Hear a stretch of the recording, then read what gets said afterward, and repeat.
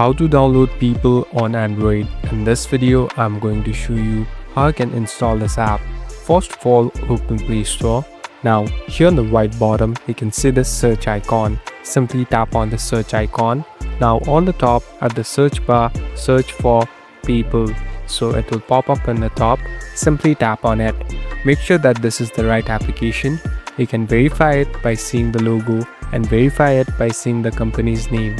Now, here on the bottom, simply tap on install. So the installation has begun.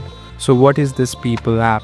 Basically, this is a wallet. Here you can add money and later even send it to different bank accounts. So this is a very useful wallet and used worldwide.